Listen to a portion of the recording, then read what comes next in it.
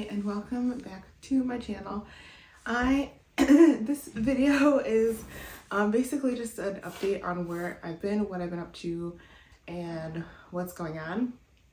So I guess I'll start with my career.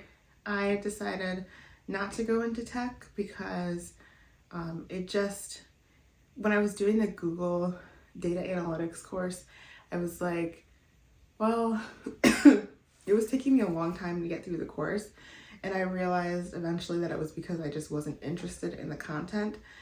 And so usually even when I was in college, in undergrad, sorry, I'm getting over COVID, but I still have the cough. When I was in undergrad, I had a hard time getting through those classes that I just did not care about and I didn't like or I didn't find interesting. And I was finding that happening again. And then I was like, well, why am I doing this? It's just a thing that I signed up for. I don't have to do it. So I was like, yeah, I'm out. I just also didn't realize that data analysis was data analysts basically just organize and clean data most of the time, and that's all they do. I thought they did more of the analytics stuff because that's what analysis is. So that's what I was thinking in my head. My husband's uncle is a data scientist, and so I was talking to him about his job, and he was telling me all about, he really was passionate about it, loves it. But even when he was talking, I found myself kind of zoning out a little bit about it, well, that doesn't sound interesting to me. And I thought it would, because I really did enjoy writing my dissertation, doing the research, it was fun. But when I think about doing it on a large scale like he did, or like he does, and that being basically the only thing I do, I thought I kind of got, I don't think I see myself doing that for my career. I could see myself doing it as an aspect of my career, but not as the main thing that I do. So I was like, nah, I'm not really interested in that either. So that led me to thinking okay, what is the purpose? Why am I trying to explore other careers anyway? And I finally came to the conclusion that I am not happy with where I am in my career, and that was just the truth. And when the new year started in January, I was I just hit a low of depression, not in a way that was obvious to people, but in a way that was definitely obvious to me because I'm the one who was feeling it. But I think I'm what you call a functional depressed person sometimes. I'll be going through something, but I'll still be functional. I'll still be working, and I'll still be doing a good job at work. I'll still be taking care of my family. I'll still be doing what I need to do and going through the motions of life, and not noticing, and not letting other people notice that I am struggling. And so that's basically where I've been at for months. But I started seeing a counselor a couple months ago, and I like seeing her. She's great. She's helped me she helped me to realize okay, you need to find a solution to this problem. This looming issue in my life was that I'm miserable at the place that I work. Just miserable. And it's not just me. Honestly, there's such high turnover where I work because people can't stand working for our boss. And we talk about it on a weekly basis. And people keep trying to find solutions to these problems, and no solution seems to work because she's not somebody who can self-reflect and take criticism. And so she just keeps making the same errors, offending people, consistently, continuously overwhelming people, and things like that. And I've been here for almost 2 years. And so I'm okay, I've been working this way for almost 2 years. I've been miserable the whole time. Why am I still here? And I've talked about on this channel, like, as a counselor, it's hard to find like a good income, but also autonomy, and also all the things that people want. You want a good income, you want autonomy, and you want to be respected, basically, and you want to do what you love, and it's hard to find that in the counseling profession, in my opinion, because you're either working in a group practice where you're making not very much money, unless you're putting a lot of clients on your caseload, but you do get the autonomy, but you just get less money.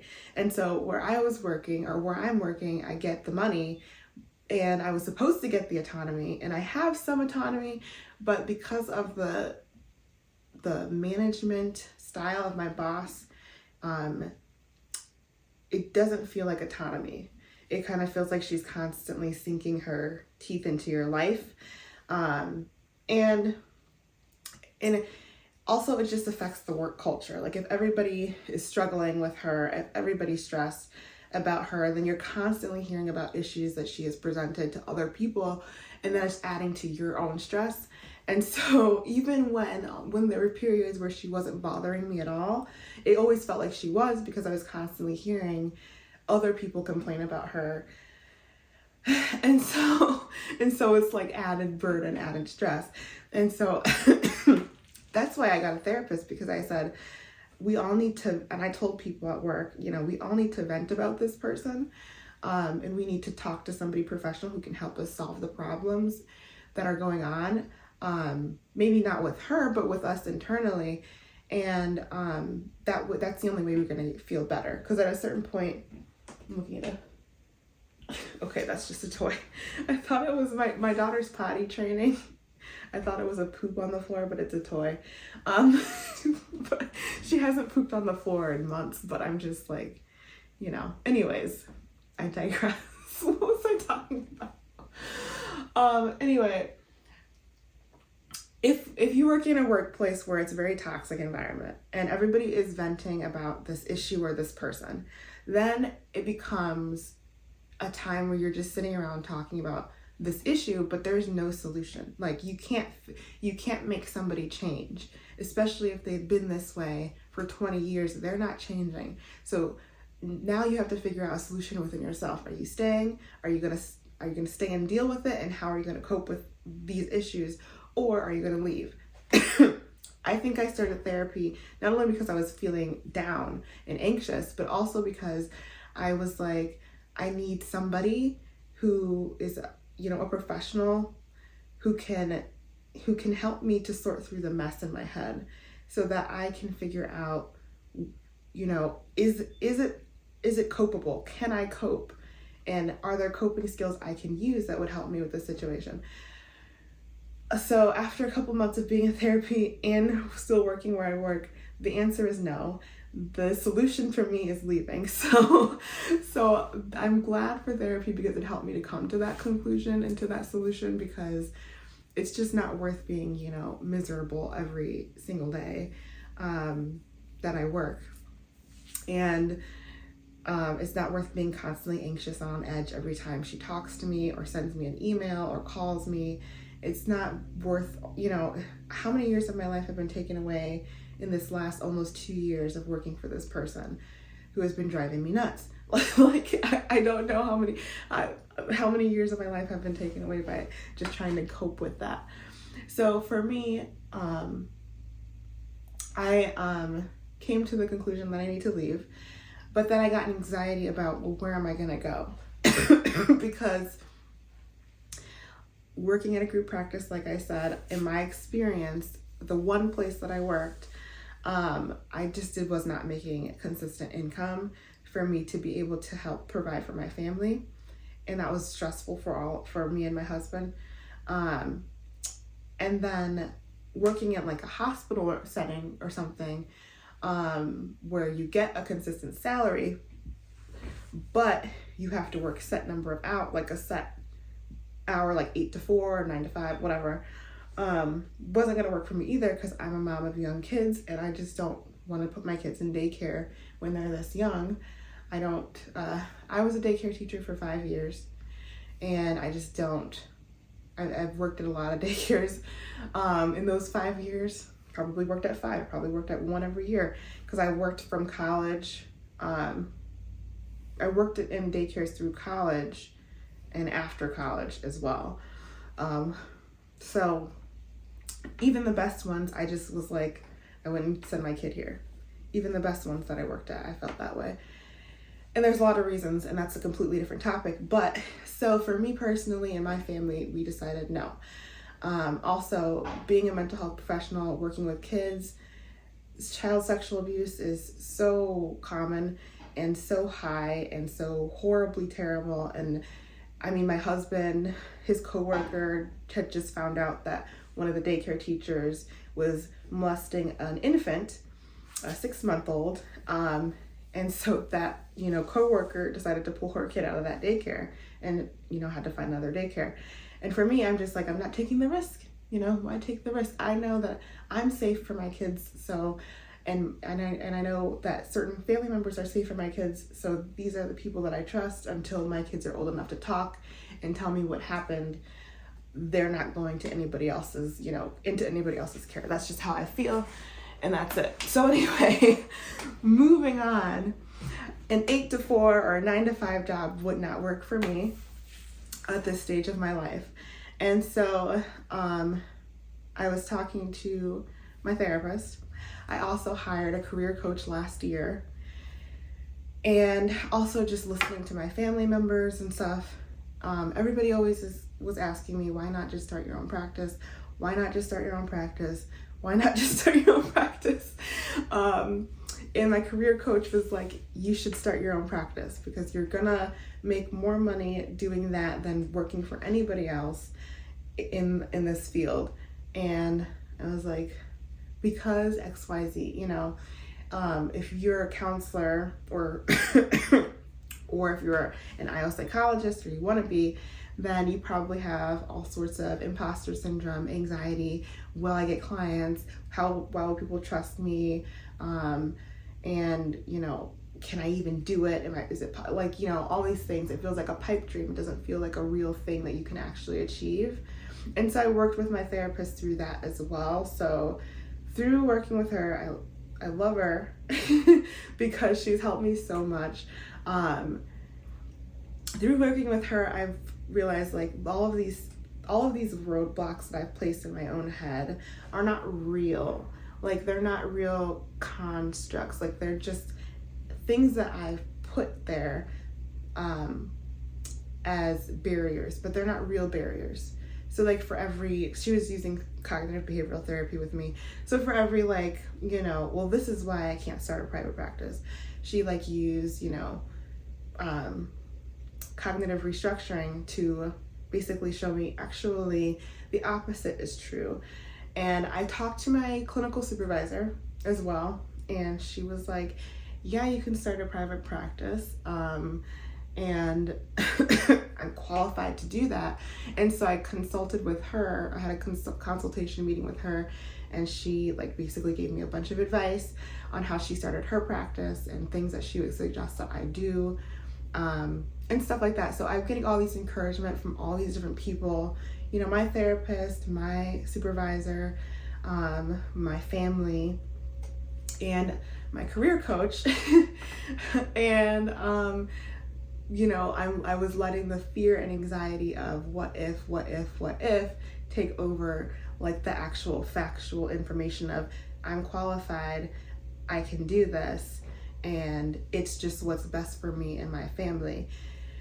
And so all that to be said, all that to say, where I'm at right now is I have started my private practice.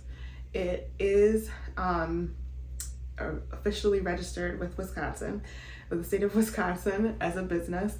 I'm starting marketing for it, and I'm creating a marketing plan for it. I have to meet with an accountant about, obviously different things like tax preparation, formation, and things like that. Even though I've already formed it as an LLC, there's some other questions that my supervisor said I should ask. And yeah, so I'm super excited actually. I'm kind of scared and nervous, but I'm also super excited. And I am pregnant, so I'm giving birth in May, and so I'm gonna obviously wait to take clients until probably August. But I'm starting marketing now so that I can build up a client list and a referral list so that I can, start seeing people right in August. So hopefully by the end of July, I have my quota of how many clients I want to be meeting with every week. And yeah, I mean, my goal, I have a goal of how many clients I want to meet with total on a weekly basis. But by the end of July, I want to have like half of that number as like referrals.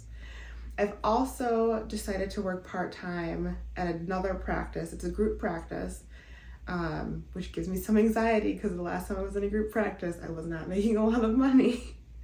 But anyways, we'll get through it. I've decided to work part-time there because my private practice is going to be private pay, which means I'm not accepting insurance. I just don't want to deal with the paperwork of insurance. I don't like the auditors like calling you and asking you to defend your treatment plan and why they should pay for this person's therapy. That happened to me like a couple times the last time I was in private practice, and it wasn't horrible. It was actually very easy, and I enjoyed talking to the auditor. He was very nice. But I also felt like, if I am a mental health professional and I am deciding that this is what the client needs, like, why do I need to defend that to somebody other than the client? Like, that's the only person that I should be talking to about it in my obviously it doesn't violate HIPAA because you need to talk to them to, insurance companies to pay for it. But I had a really negative experience with a different insurance company where they wouldn't pay for a higher level of care for a client that really needed it, like really, really needed it. And it was just really horrible. Like, it was a Medicare, I think it was iCare actually. It was iCare, which I think is a form of Medicare or a branch of Medicare. I don't know, but it was horrible. Like, I was like, this client needs this amount of treatment and they need this, form of therapy. And they're like, no, we're not paying for that because XYZ. And I'm like, this isn't going to help. Regular outpatient therapy is not going to help. That's not what they need. So it really frustrated me to no end, because it was just like, I can only do what I can do, and I can't, what this person needs is more than what you're willing to pay for. So anyway, I can go on and on. I hate insurance companies. But anyway, the other practice that I'm going to work for part-time is, they do take insurance and they take Medicaid and stuff. And I decided to work there part-time for a few reasons. One reason is I do like working with that population of people who really do need mental health services and wouldn't be able to afford it without insurance. I think that's one of the reasons I got into mental health, is to help that population. And so I want to still be able to do that. I just don't want to have to deal with the insurance filing and all that crap. And I really hope I don't have to deal with iCare again, because that really pissed me off. But I might, who knows. But anyway, the other reason that I decided to work there part-time is because I feel like, especially starting out with my own private practice, I need, a backup income. And every therapist that I've talked to that has started their private practice, including my supervisor, had another form of income while they were starting their private practice. And so, yeah. Also, the third reason that I decided to work there part-time is because I really like the person who runs that practice. She is also a Black woman. She is very laid back, but she's also very professional. And she takes her business seriously, and like, it's when I walked into her office, it was like a nice breath of fresh air. Like I was literally just there yesterday, and it felt like I could just fall asleep in her office and wake up refreshed. It just gives you a happy feeling. Like she's very intentional about lighting, about decorations. She's very intentional about comfort and scents. She makes sure that she has like different diffuser scents in her office. And every office in the group practice is decorated intentionally. She's got a yoga studio because she's also like a certified yoga for trauma therapist. And then she also has an art studio. She has a music studio for people who want to do expressive arts as part of their therapy. And she just has things put together very nicely. And it was just a nice breath of fresh air, because where I work right now, everything is everywhere. It's chaos, it's disorganized. It doesn't feel peaceful when you walk in there. It doesn't feel like a therapy place, or it doesn't feel even professional in the least, in any sense of the word, in my opinion. And my boss's like defense for that is, well, it's a nonprofit and we get a lot of donations. And it's like, yeah, I've worked at a nonprofit before, and we kept everything very organized, and there was a place for donations, and that was not usually right in the middle of the office, or in the windows. But anyway, so basically I decided to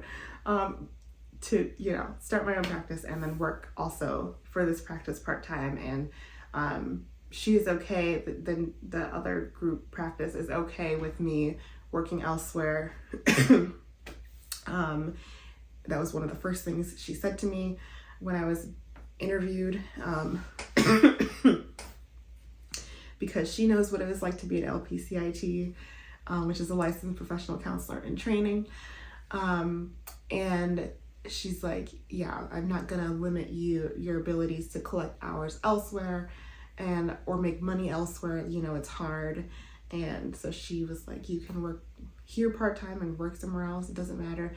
And I think that she has other people that work for her that also have their own private practices as well. So that's settled. So that's what I'm planning on doing.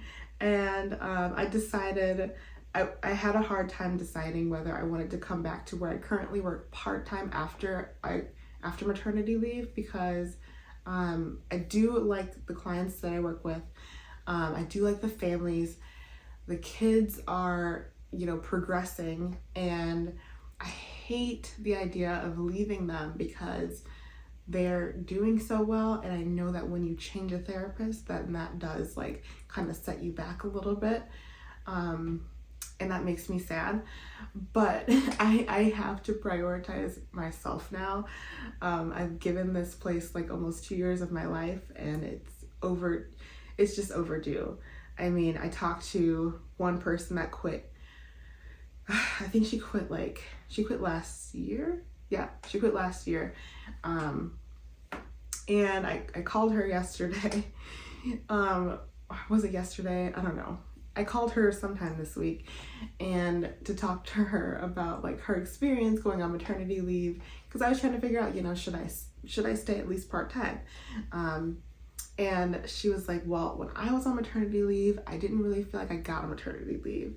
She was like, she called me constantly. She needed me to work for her.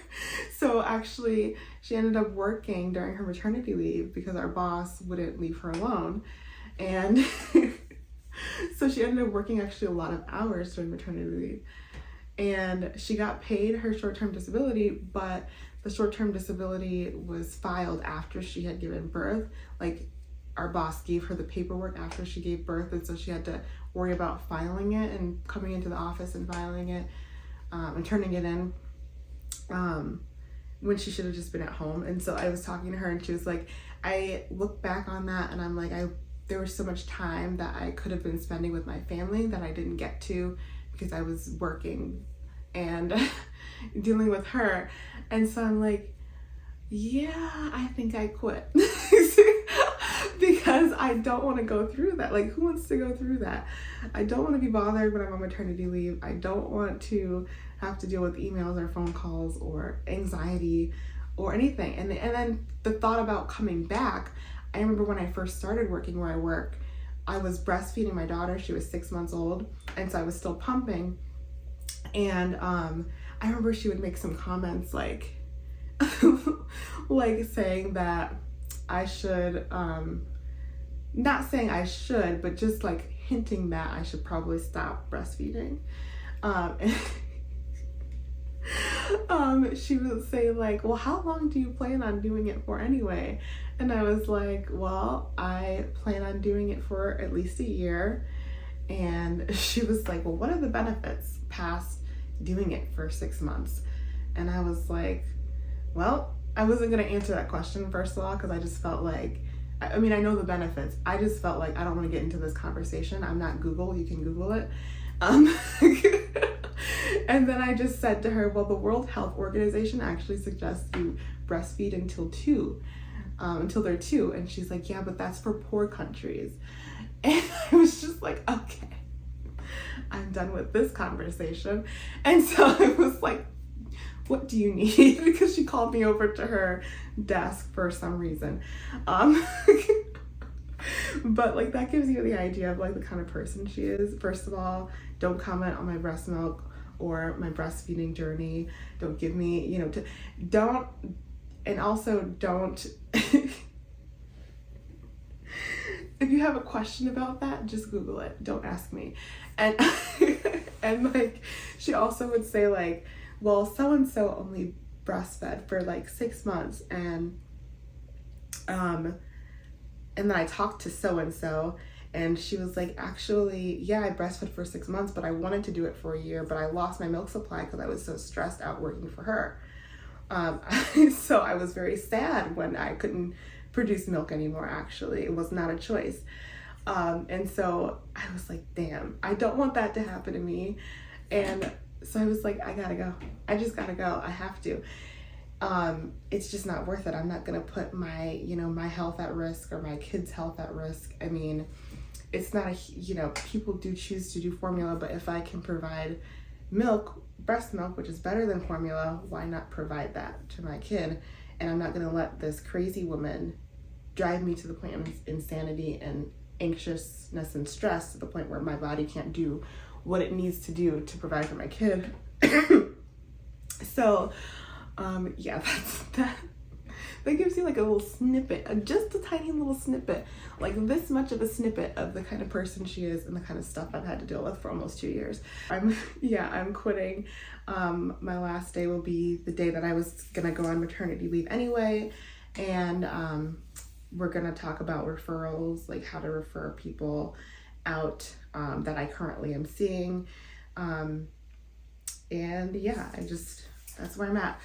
So anyways, my practice focuses on counseling, but it also focuses on consulting, because I get quite a few inquiries throughout the year. Not like, oh my gosh, so many, because I just haven't been that committed to my YouTube channel lately. But I do get some, even with like the sporadic videos that I do upload. I do get some inquiries about people's careers. Like they just want some kind of insight, like or advice. And I'm like, I like helping people, and so I've been doing it for free. And so I'm like, but I could actually get paid for this. So I have added that to my services of what I'm doing in my private practice. So I am doing career consultations, or work stress consultations is what I call them, because honestly, talking about, thinking about, and going through like all your career stuff is a stressful thing.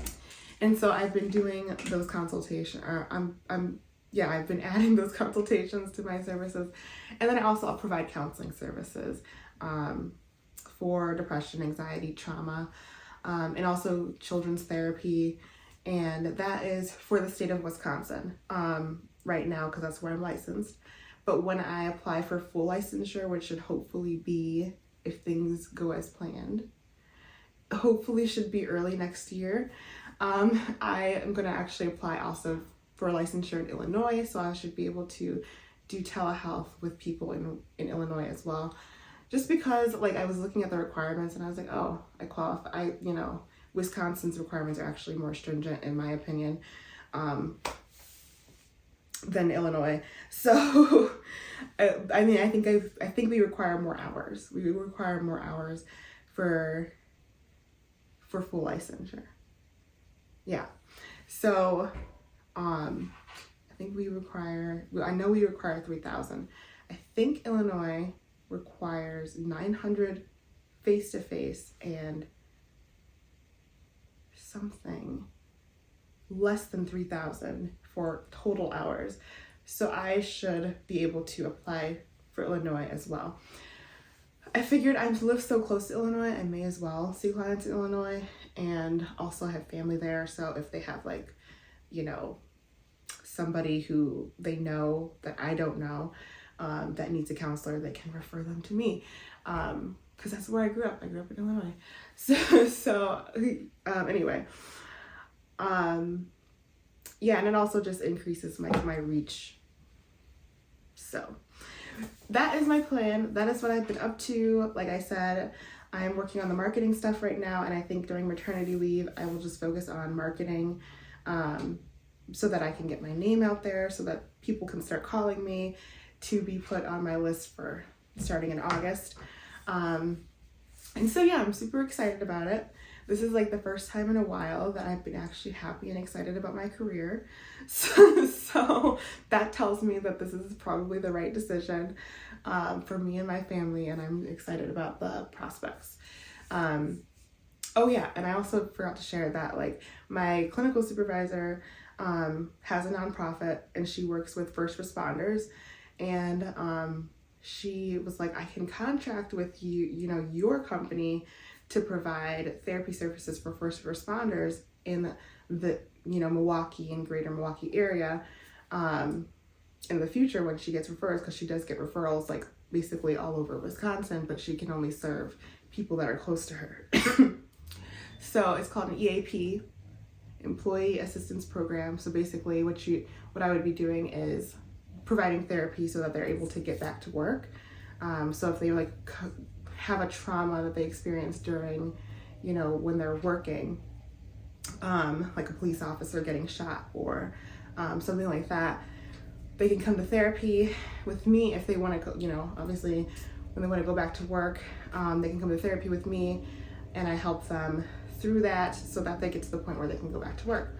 And so, yeah, I'm super excited about that because that's a great service to provide to the community, and it's just awesome. So I'm super excited to help with that. So yeah, things are looking good.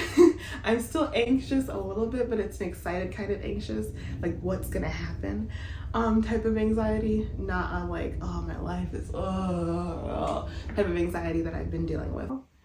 I think going forward with YouTube, I think I'm gonna focus on basically taking you through my what I'm doing as far as like my private practice stuff, because that's what's going on in my career right now, and I think that's what my channel really is about. It's like motherhood and being a working mom and things like that. A lot of people started following me because of IO Psychology, and in my private practice I'm going to be using that in the consultation part of my practice. So feel free to follow me and how I set everything up as far as my business. And yeah, that's where my channel's going. That's the direction I'm going. And I think that's probably why I haven't been uploading videos. It's because I just haven't had a direction that I was going in my career, and I've been was feeling stuck and depressed in that. And so now that I have clarity and I have a plan and something that I'm excited about, now I can actually like form content and be happy about forming that content. But yeah, so basically right now I'm focusing on marketing, and that's where I'm at. So anyways, thanks for watching. Make sure to like and subscribe to my channel. Follow me on Instagram. Check out my new website, and give me a call if you want a career consultation in the meantime, because I can still do that. That's pretty easy to do, in my opinion. I can help other people figure their stuff out. It's just that when it comes to my stuff, I need to hire my own people to help me deal with my stuff. I had a career coach, I have a therapist, like I have a team of people to help me figure my stuff out. And so anyways, anyway, I can help you. I can't help me by myself. I have to have help. And I think that actually is a good thing, because you have people that like can see things more objectively and are not living in your anxiety and not living in your head, and not living in your roadblocks. They're seeing things more objectively, and they're like, actually, here's the truth. And they're able to show that to you. So that's helpful. If you feel like you need that kind of help, give me a call. I can help you. Anyways, okay. Thanks for watching. Make sure to like, subscribe, and follow me on Instagram. Check out my website. Give me a call if you're interested in my services. Thanks. Bye.